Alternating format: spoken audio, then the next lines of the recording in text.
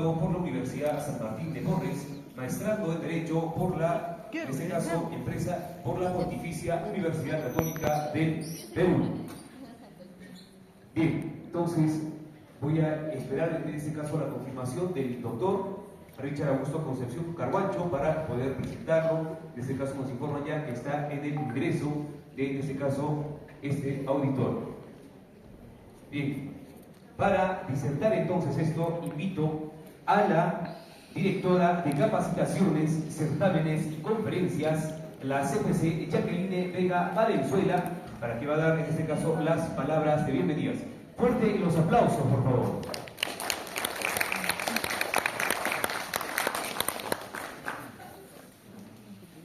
Muy buenas tardes a todos los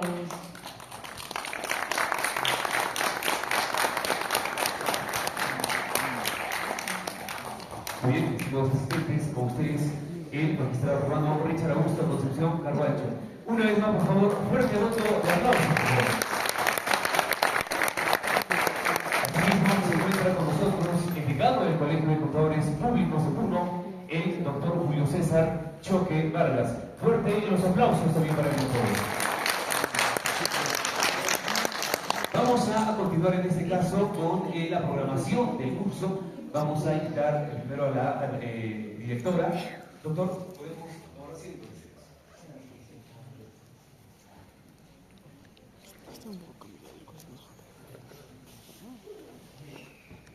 Está tapando él.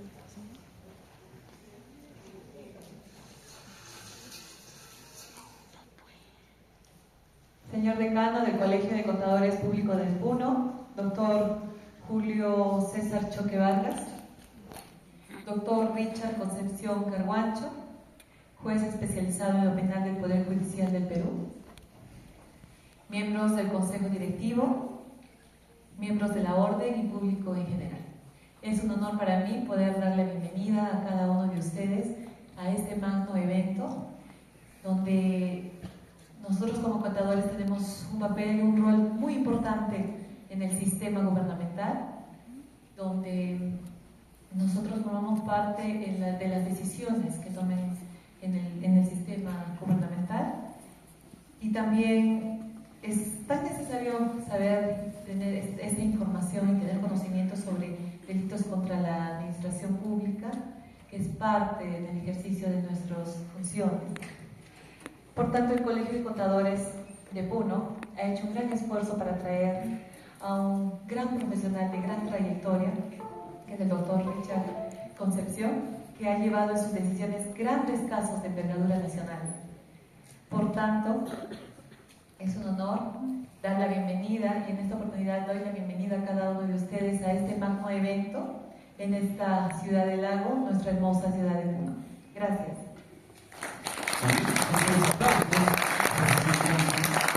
En las palabras de la directora de Capacitaciones, Certámenes y Conferencias, la doctora CPC Jacqueline Vega Valenzuela.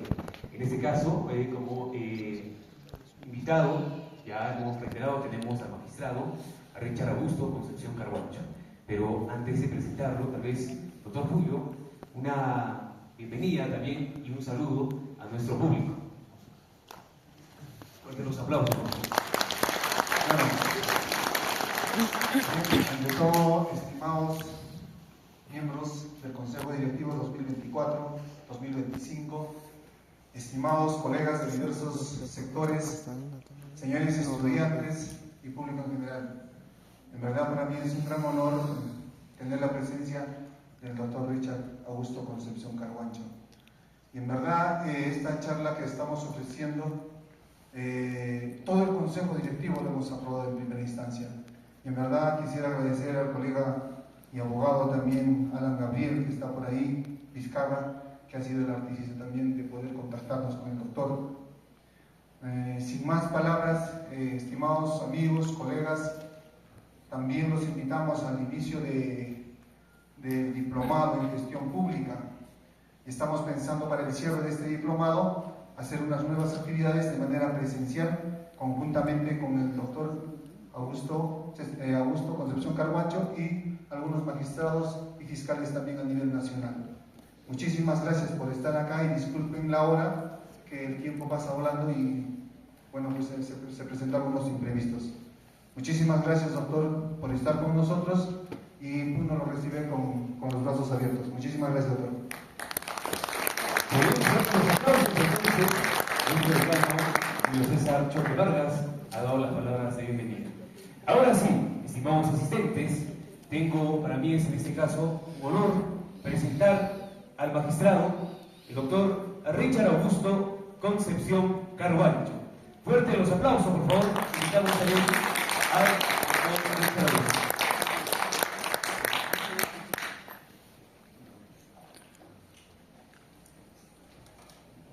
Bien. Buenas tardes. Ante todo mi saludo al decano del Colegio de Contadores Públicos de Puno, el doctor Julio César Choque. Mi saludo también a la directiva del Colegio de Contadores Públicos de Puno. Mi saludo al doctor Alan Gabriel y mi saludo a todos ustedes. Estoy profundamente feliz de estar en esta hermosa ciudad de Lao. Quiero agradecer infinitamente al Colegio de Contadores Públicos de Puno por hacer posible mi presencia el día de hoy. Bien, sin más prolegómenos, el día de hoy he venido a hablarles sobre un delito que es bastante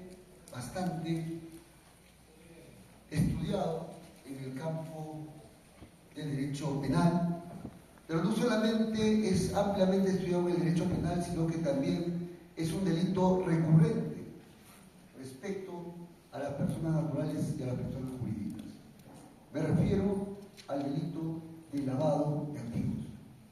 Pero antes de iniciar mi participación, mi presentación sobre este tema, yo quisiera hablarles acerca de la figura de un gran compositor musical de Perú. Me refiero al compositor musical Daniel Alomía Robles. Ustedes saben muy bien que Daniel Alomía Robles compuso el Cóndor Pasa. El Cóndor Pasa, por cierto, es una zarzuela que está compuesto en 2 actos. ¿Qué tengo que decir a propósito de esta zarzuela compuesta en 2 actos?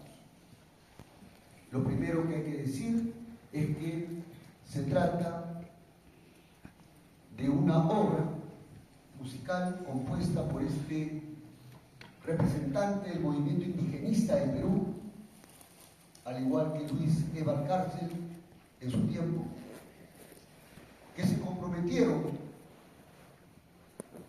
de manera muy responsable, de manera muy sesuda con el Perú profundo y sobre todo con el problema de los Andes. Bien, esta obra trata acerca de la explotación de las empresas norteamericanas en las alturas del Cerro de Pasco a los lugareños de la zona. De eso trata el Cóndor Pasa. Todo esto es una trama interesante y si ustedes quieren, digamos, profundizar en el tema, está subido en YouTube, ¿ya? Toda la zarzuela en 2 actos, toda la historia alrededor del Cóndor Pasa. Cada vez que escuchamos el Cóndor Pasa, solamente le prestamos atención, ¿no?, a ese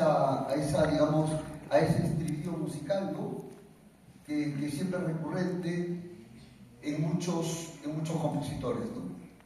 Pero yo creo que el Cóndor Pasa no solamente es esa parte musical que se ha hecho famosa a nivel mundial, sino es toda una historia que está detrás. La trama trata acerca de la explotación de los lugareños del lugar por las empresas norteamericanas. En ese tiempo, ustedes se acordarán que hubo la crisis, ¿no? El Perú estaba atravesando por una crisis económica muy severa y el gobierno de turno entrega a las empresas norteamericanas prácticamente el control de la explotación minera. Y la trama del Cóndor Pasa tiene que ver pues con la explotación de los norteamericanos o de las empresas norteamericanas, ¿no?, en la minería a través de la explotación minera. Y como era un sistema de explotación salvaje, brutal, porque en ese tiempo no había la tecnología que existe hoy en día, al final de esta trama, los lugareños del lugar, que eran mestizos, se rebelan contra los patrones y terminan liquidándolos. Y el protagonista principal mira al cielo y ve pasar al cóndor al cóndor. Y el cóndor reflejó prácticamente fue un símbolo de libertad. Eso significó el Cóndor Pasa, y ahí viene todo ese estribillo musical que todo el mundo conocemos. Y lo último que quisiera decir es que lamentablemente esta obra musical fue universalizada por un norteamericano, Paul Simon.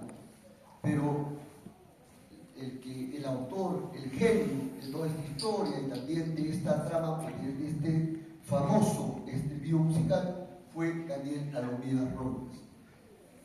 ¿Por qué resalto la figura de Daniel Alomía Robles? Porque siempre hay que tener una actitud estudiosa frente al problema peruano, y no solamente eso, sino que Daniel Alomía Robles fue una persona muy formada a nivel intelectual. Se codeó prácticamente con gente intelectual de su época, como historiadores, filósofos, músicos, entre otras personas. ¿Qué quiero decir con todo eso? Que Daniel Alomía Robles en su tiempo fue un verdadero crack, como se dice. Fue un gran intelectual en su época, porque lo que a él más le gustaba, la música, se dedicó profundamente a estudiar, y a estudiar todos los sonidos del Perú.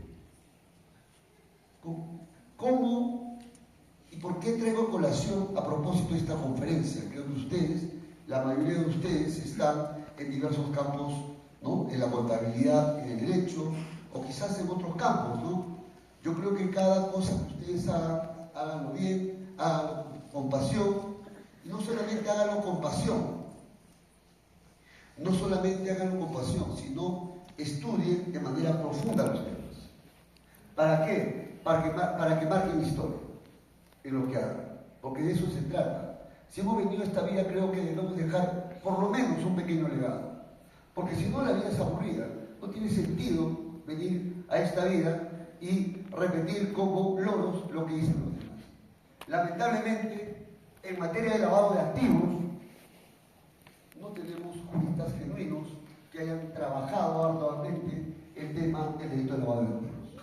La mayoría lo que hace es repetir todos los conceptos que han sido construidos en otras latitudes.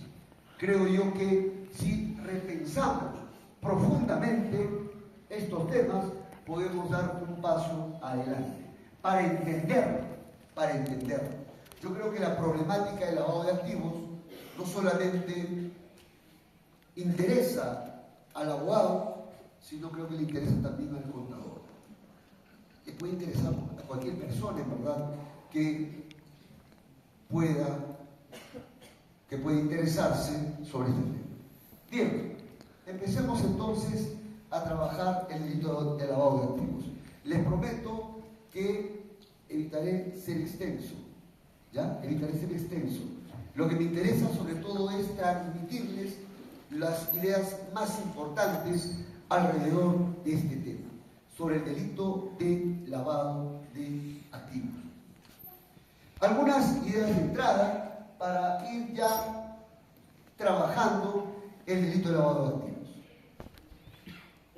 Una primera idea de entrada que hay que tener en cuenta para el abordaje del delito de lavado de activos es que el delito de lavado de activos se vincula o se relaciona o se refiere a dinero sucio, a dinero maculado, a bienes sucios maculados, a bienes que tienen procedencia ilícita.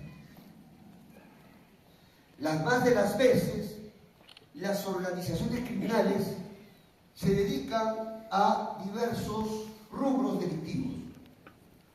Podemos tener organizaciones criminales que se dedican, por ejemplo, al tráfico ilícito de drogas.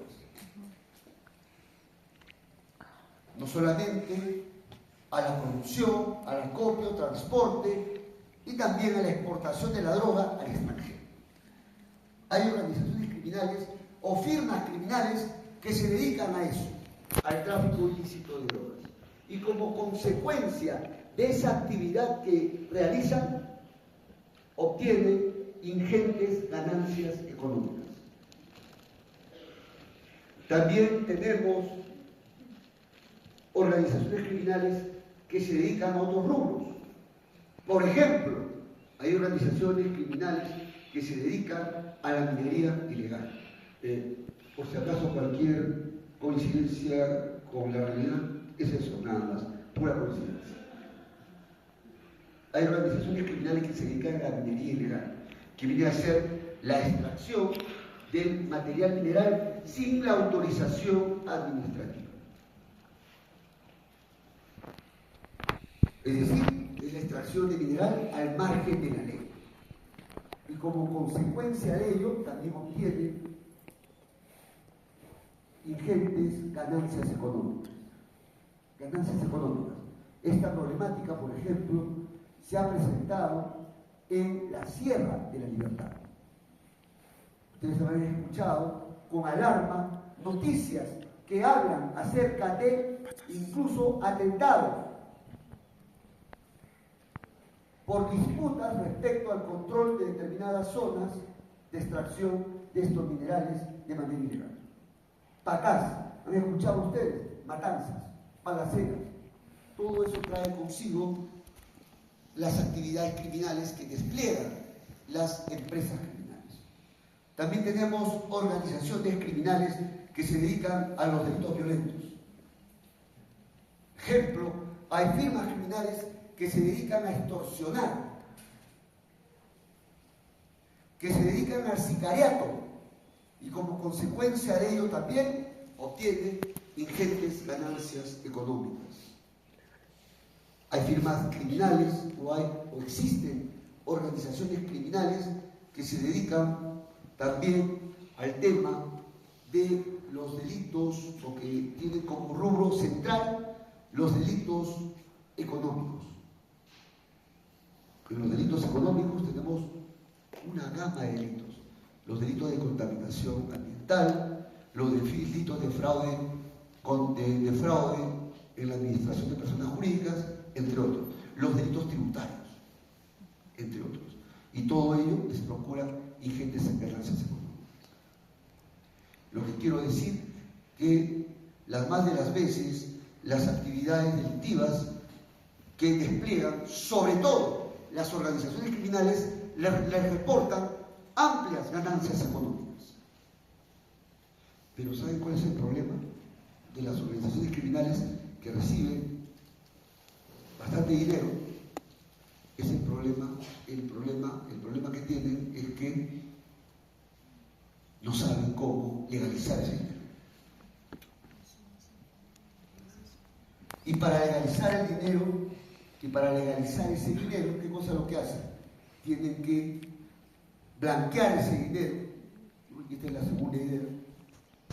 Ese dinero acumulado que obtienen lo tienen que blanquear, lo tienen que introducir al sistema financiero formal y darle apariencia de legalidad. Y a veces, en ese proceso de darle apariencia de legalidad a estos dineros de origen maculado, recurren a la creación de empresas de papel, de empresas fantasma, solamente para justificar la introducción de ese dinero sucio al sistema económico. Por cierto, cuando las organizaciones criminales introducen dinero sucio a la actividad económica ordinaria de un país, la afectan gravemente. Afectan el orden socioeconómico. ¿Acaso es leal la competencia entre una empresa que se sirve de capitales lícitos obtenidos de un banco para desplegar una actividad económica versus otra empresa al cual le había inyectado dinero sucio para que despliegue una actividad económica? No es leal la competencia. Es por eso que ese dinero sucio, cuando se introduce a la economía, prácticamente altera el orden socioeconómico. Esa es la segunda idea de entrada a propósito del lavado de activos. Tercera idea. Entonces, el derecho penal para luchar contra las organizaciones criminales, sobre todo el derecho penal del enemigo, ¿qué es lo que ha hecho? Así como la criminalidad organizada avanza con métodos nuevos, sofisticados, modernos de comisión de delitos, igualmente el aparato de persecución penal debe hacer uso de nuevas herramientas jurídicas para enfrentar a esas organizaciones criminales. Es por eso que hace prácticamente 20 a 25 a 30 años se crea esta figura del delito de lavado de activos. ¿Para qué? Para golpear a las organizaciones criminales. Mediante este delito se golpea a las organizaciones criminales donde más les duele. ¿Saben dónde? En el patrimonio criminal. Allí se les golpea. Prácticamente se golpea a las organizaciones criminales a través de esta herramienta jurídica que ha sido diseñada por el sistema de persecución penal. Esta es una figura delictiva novísima, de amplia gama y que lucha eficazmente para hacer frente al patrimonio criminal, para intervenir al patrimonio criminal. Si tú prácticamente golpeas el patrimonio criminal, vas a afectar de manera sustantiva el funcionamiento de esa organización criminal. Es por eso que este delito de lavado de activos se ha creado a nivel mundial. Ya existen muchos países que la han reconocido, desde Europa, Norteamérica, América Latina y el Perú, por supuesto. Entonces, y esta viene a ser otra idea de entrada, se exige un adecuado entendimiento sobre el contenido del delito de lavado de activos. ¿Cuál es el contenido? ¿Cuál es el ámbito de prohibición de este delito?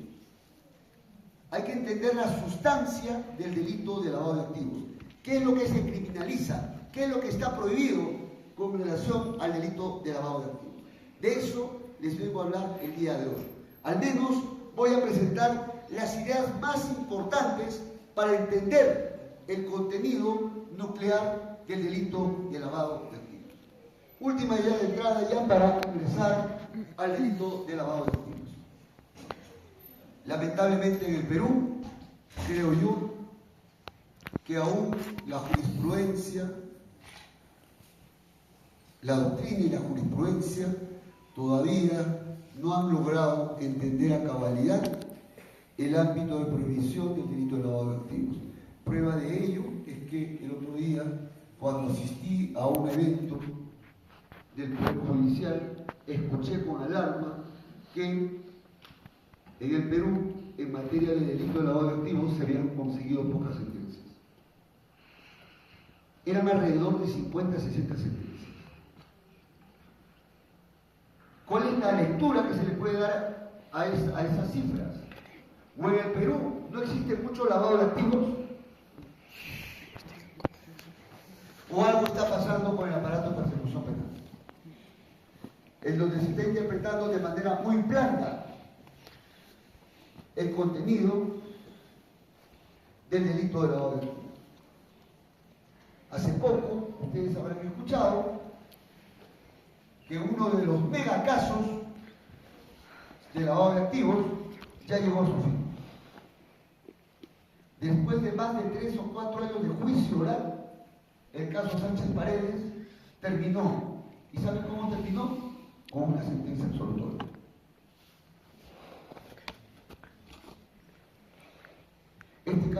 paredes, yo los invito a revisar.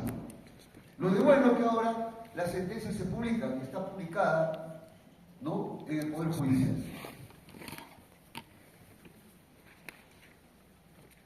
¿O no existe mucho el delito de lavado de activos en Perú?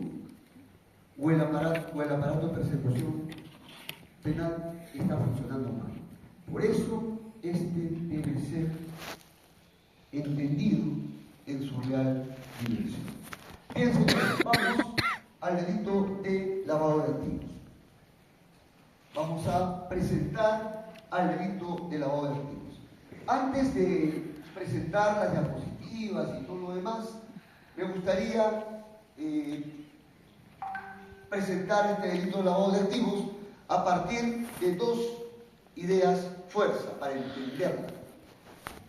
Lo primero que hay que tener en cuenta para entender el delito de lavado de activos es que el delito de lavado de activos es un delito, como cualquier otro, que presenta una parte objetiva y una parte subjetiva.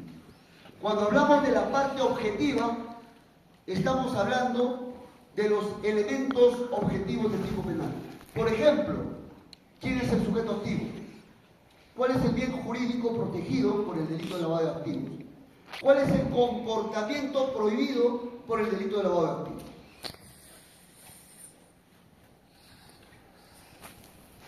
Esa es la tipicidad objetiva. Y la tipicidad subjetiva alude a que el delito de lavado de activos, por lo menos en el Perú, es una figura eminentemente dolosa. Solamente se comete con dolo de parte del sujeto activo.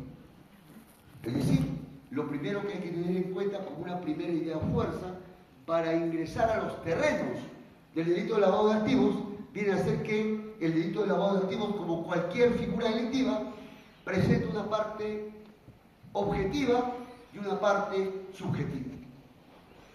Y nosotros tenemos que identificar cuáles son los elementos de la parte objetiva y cuáles son los elementos de la parte subjetiva. Eso lo vamos a entrar en detalle. Lo que quiero que ustedes el día de hoy se vayan entendiendo por lo menos de qué trata el delito de lavado de activos, qué es lo que prohíbe. La segunda idea fuerza respecto al delito de lavado de activos es que todo va a girar en función de bienes de procedencia ilícita.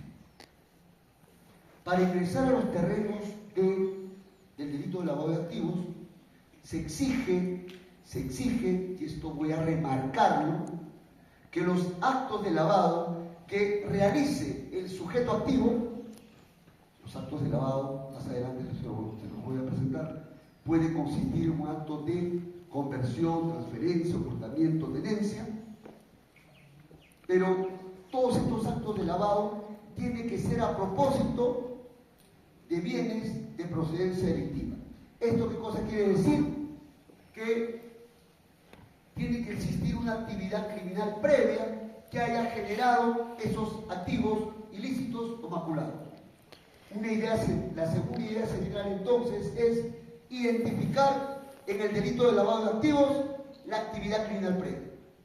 Cuando ustedes aborden la temática del delito de lavado de activos, deben tener bien en claro que exige ese delito actividad criminal previa. Es decir, una actividad criminal que haya generado esos activos sucios, esos activos maculados. Y a propósito de ellos es que se van a generar los actos de lavado, que más adelante vamos a estudiar. Bien, tengan en cuenta entonces estas dos ideas fuertes. Entramos entonces a lo primero, a entender el contenido del delito de lavado de activos. Por un lado vamos a ir a la parte objetiva del tipo penal y luego a la parte subjetiva del tipo penal. Y les prometo ponerles ejemplos prácticos, porque nada mejor que a la luz de ejemplos prácticos podamos entender las categorías jurídicas. Y ustedes sacarán, yo les plantearé simplemente los casos y ustedes sacarán sus conclusiones. Señores, vamos a la parte objetiva.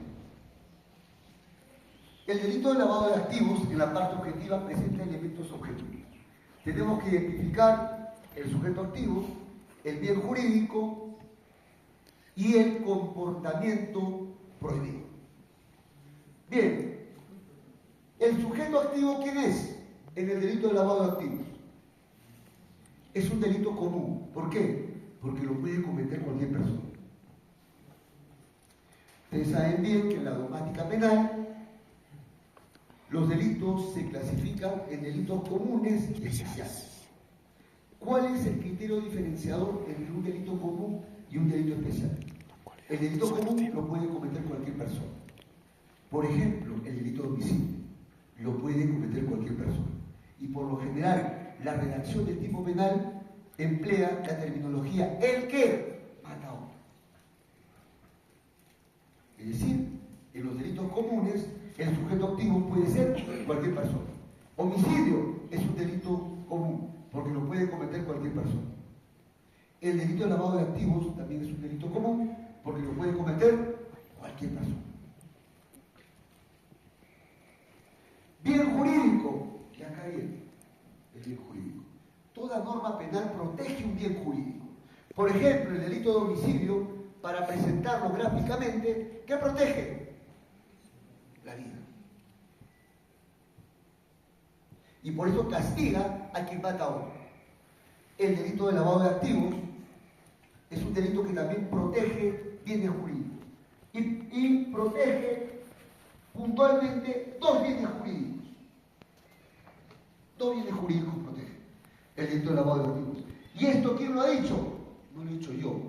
El Acuerdo Plenario 3 del 2010, que a su vez ha tenido en cuenta al derecho comparado. Dos bienes jurídicos se protegen. En sencillo, hace un momento les estaba dando algunas ideas de entrada. Se afectan dos cosas. Cuando alguien comienza a hacer actos de lavado con dinero sucio, ¿qué se está afectando? El orden económico, por un lado. Y por otro lado, ¿qué se afecta? La persecución penal. Porque prácticamente quien lava activos trata de darle apariencia de legalidad para que el sistema crea que es dinero limpio y no dinero sucio. Entonces, cuando alguien pretende introducir dinero sucio al orden económico formal, lo que está haciendo, ¿qué cosa es? Tratar de lavar el dinero. Tratar de echarle agua bendita a ese dinero para que ingrese al sistema formal. Y de esa manera, el sistema penal no lo detecta. Por eso es que el delito de lavado de activos protege los bienes jurídicos. Por un lado, la afectación al orden económico, la alteración del orden económico, y por otro lado, la eficacia del sistema de persecución. Sigamos, por favor. ¿Se entendió? Vamos, entonces. Sujeto activo. Ya hemos dicho que es un delito común, porque lo comete cualquier persona. A diferencia de los delitos especiales. En los delitos especiales, por ejemplo, el delito de colusión, cuando el funcionario público en un proceso de elección se colude con el empresario para favorecerlo y otorgarle la buena pro, el delito de colusión es un delito especial, propio. ¿Por qué? Porque el sujeto activo no puede ser cualquier persona, sino un funcionario público. ¿Se dan cuenta? En cambio, el delito de lavado de activos es un delito común, porque lo puede cometer cualquier persona. Cualquier persona lo puede cometer. Claro, el modus operandi aquí no es simple, sino complejo, porque lo que se busca es, ¿qué cosa? Colocar, intercalar e integrar ese dinero sucio al sistema económico formal. Sigamos, por favor.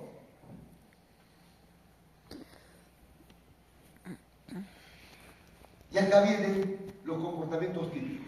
Cada delito, en general, tiene un comportamiento típico nuclear. Por ejemplo, en el delito de homicidio, ¿qué ocurre? ¿Cuál es el comportamiento delictivo nuclear? Matar. Ese es el comportamiento típico. En cambio, en el delito de lavado de activos tenemos varios comportamientos típicos. Tenemos la conversión, la transferencia, el ocultamiento, la tenencia y el transporte de dinero sucio.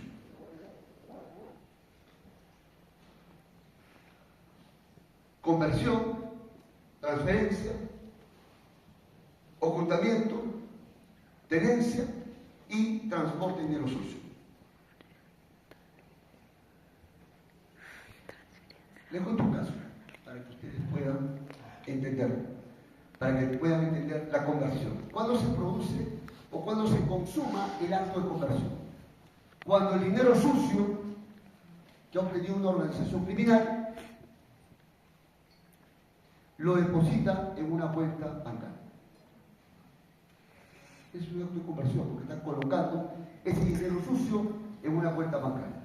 ¿Y qué pasa si ese titular a su vez lo transfiere a su novio? Genera un acto de transferencia de ese dinero sucio. ¿Se dan cuenta cómo está moviéndose el dinero sucio?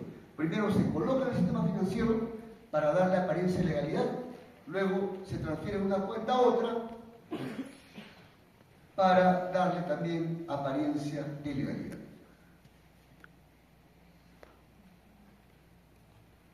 Ocultamiento, tenencia, es cuando se esconde el dinero ilícito.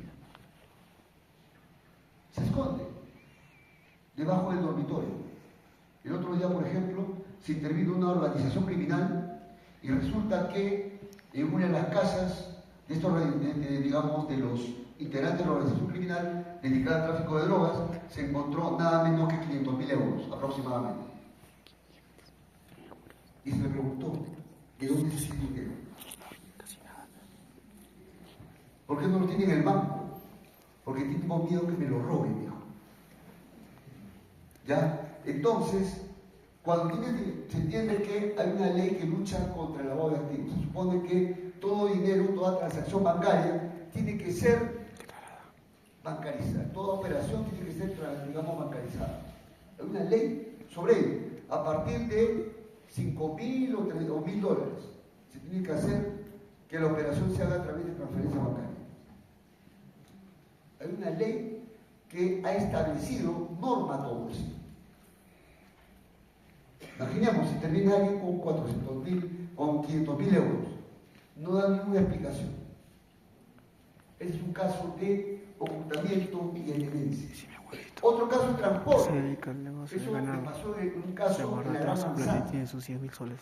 En la Gran Manzana, ¿qué pasaba? ¿Lavado de activos? Digamos, No del podría extranjero ser. se enviaba dinero clandestino, alrededor de 800.000 dólares, se detectó. ¿Saben para qué enviaba? Dinero en efectivo para comprar drogas. Y esto se camufló en productos que se estaban ¿Te das cuenta? importando hacia el Perú.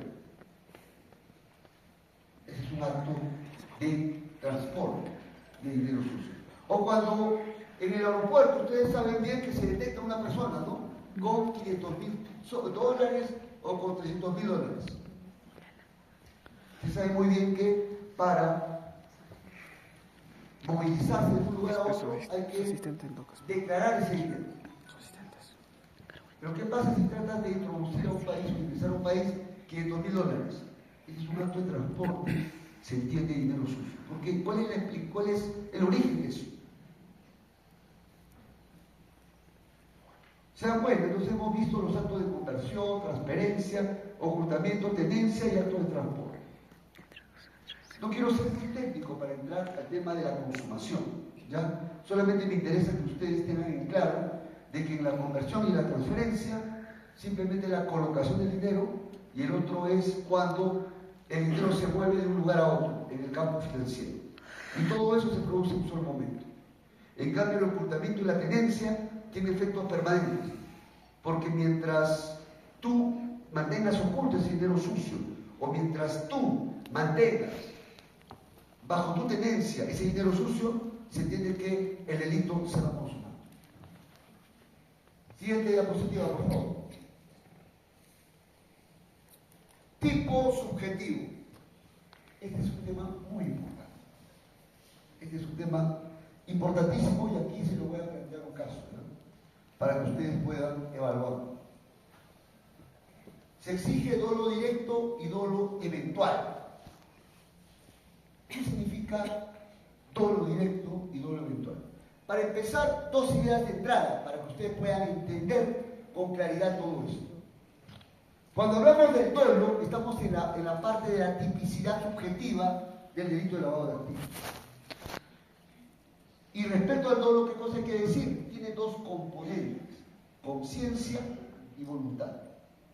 Porque en materia de delitos hay delitos dolosos y culposos. Los delitos dolosos se caracterizan porque tienen dos componentes, conciencia y voluntad. Esto es cuando la gente realiza el acto delictivo de manera voluntaria, pero no solamente de manera voluntaria, sino conociendo que es un evento delictivo. Por eso que cuando se habla del dolo, se dice que presenta dos componentes, conciencia y voluntad. Tiene que tener pleno conocimiento de que está, en el caso de lavado de activos, de que está lavando dinero sucio, mediante un acto de ocultamiento, tenencia, conversión, transferencia. Tiene que tener pleno conocimiento. Pero no solamente eso exige el tipo penal, también habla del dolo eventual. No solamente se exige que el sujeto activo sepa que está realizando acto de lavado respecto a dinero sucio, sino que además se puede consumar el delito cuando esté en la posibilidad de presumir de que eso tenía origen delictivo. Imaginemos que una persona le dice a otra, guárdame $700.000. Y uno le dice que delito. Y se lo guarda. Y se lo guarda. Tú eres mi brother, guárdame $700.000. Ya, te voy a dar tu propina, le dice. Te voy a dar $5.000 por guardar. Cuando yo te lo pida, me lo entregas. ¿Qué pasa si la policía entra, irrumpe, estaba haciendo el seguimiento, irrumpe la persona que estaba guardando? Y lo interviene con los $700.000. Y le dice, usted va a ser investigado por lavado de activos. Esto es dinero sucio que proviene del lavado de activos. El sujeto, en este caso, quien guardó el dinero puede decir, oye, no sabía. Quien me dio el dinero en ningún momento me dijo que era dinero sucio. Simplemente me dijo que se lo guarde. Aún así, se configura el delito por dolo eventual. Porque dada la cantidad de dinero y dada la forma en que se lo da en efectivo, dos notas, cantidad y exorbitancia de la cantidad y clandestinidad, a cualquier persona le hubiera hecho presumir que ese dinero tenía origen y lo interviene. Prácticamente lo procesan por lavado de activos y en el tipo subjetivo por dolo eventual. Porque ese sujeto activo, si bien no se lo dijo si venía o no del narcotráfico, por la cantidad y clandestinidad de ese dinero que se le entregó, habría estado la posibilidad de presumir de que ese dinero tenía pues un hálito de suciedad. ¿Se dan cuenta? De eso se trata este hecho. Bien, les pongo un ejemplo, ya me pasó hace poco. Les comento un ejemplo. Y esto se trata acerca de un caso de odio. Y tiene que ver con la campaña política de PPK. Ocurre que en plena campaña política, Barata le entrega dinero a una de las lugartenientes de Barata, dinero. Le entrega dinero. Barata le entrega dinero en efectivo, en mochilas. Y le entrega alrededor de $300.000 o $500.000, no me acuerdo, en mochilas. Toma para la campaña política.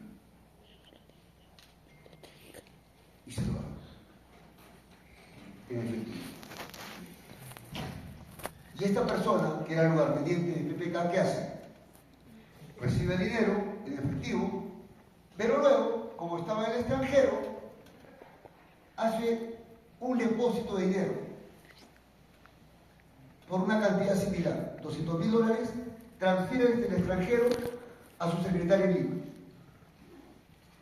Y esta persona, ¿qué hace con ese dinero? A su vez, se lo da en aporte a la campaña política de PPK. Pues bien, en este caso, ese lugarteniente, ¿sabe lo que dijo? Planteó una excepción de improcedencia de acción. Ustedes saben que la excepción de improcedencia de acción se plantea cuando el hecho que a mí me imputa no tiene contenido criminal.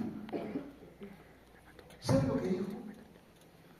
Esta lugarteniente investigada dijo lo siguiente: el hecho que me está imputando, de que me hayan entregado $200.000 en mochila, no tiene contenido criminal. Y voy a decir por qué no tiene contenido criminal. Porque ese dinero, yo no sabía si venía de un evento delictivo. Además, fue para una campaña política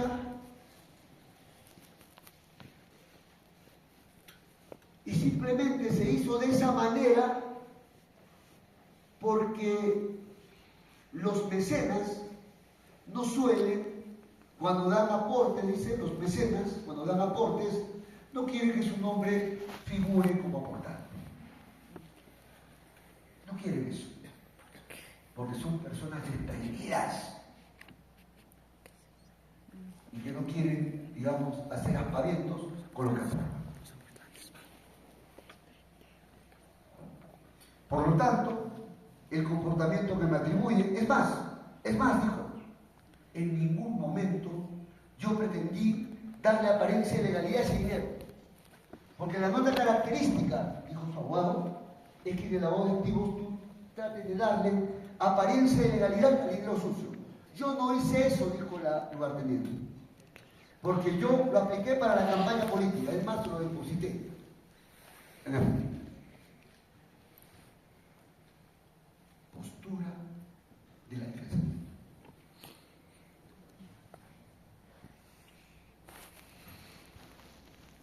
No había manera que yo presuma que ese dinero era sucio. Además, en ese término, en ese tiempo, Odebrecht no estaba mal visto, estaba bien visto. Es más, había sido premiado hasta por el Poder Judicial. La otra parte, la Fiscalía replicó y dijo lo siguiente: con relación a ese dinero maculado, con relación a ese dinero, hay dos cosas que no puede negar.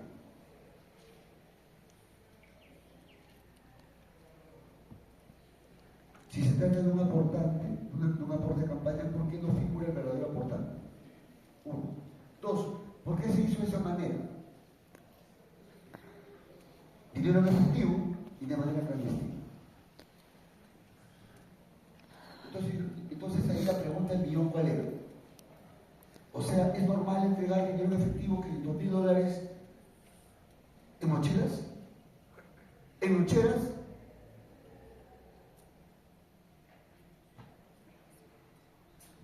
¿Es normal entregar dinero en efectivo en bolsas de esa cantidad? Yo creo que si uno responde esa pregunta, ya tiene ya la respuesta. Bien, de eso se trata, pues, casos prácticos que les he traído respecto al lavado de activos. Siguiente, por favor.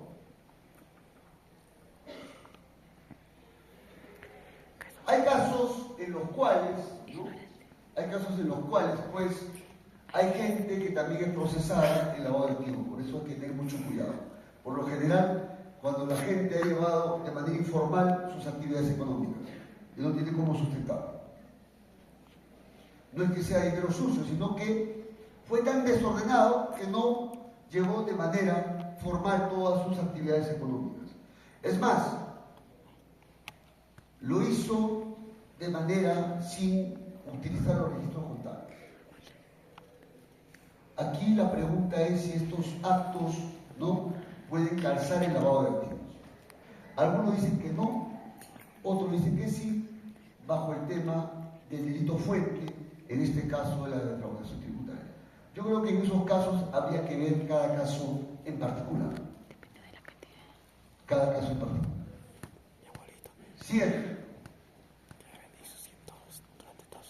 Bien, en cuanto al delito de lavado de activos, ¿qué interesa el monto lavado?